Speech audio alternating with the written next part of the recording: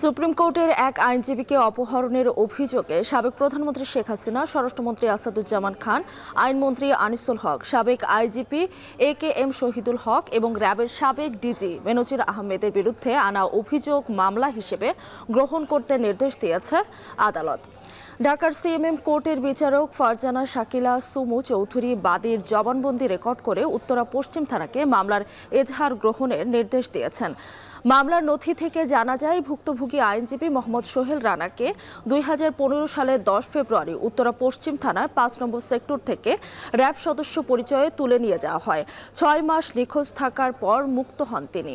এর পরিপ্রেক্ষিতে সাবেক প্রধানমন্ত্রী শেখ হাসিনা, সাবেক স্বরাষ্ট্রমন্ত্রী আসাদুজ্জামান খান কামাল, সাবেক আইনমন্ত্রী আনিসুল হক, সাবেক পুলিশের IGP KM শহীদুল হক, সাবেক র্যাবের মহাপরিচালক বেনজির আহমেদ সহ অজ্ঞাতনামা আরও 20 থেকে 25 জনের বিরুদ্ধে আদালতে মামলার আবেদন করেন ভুক্তভোগী আইনজীবী মোহাম্মদ সোহেল রানা।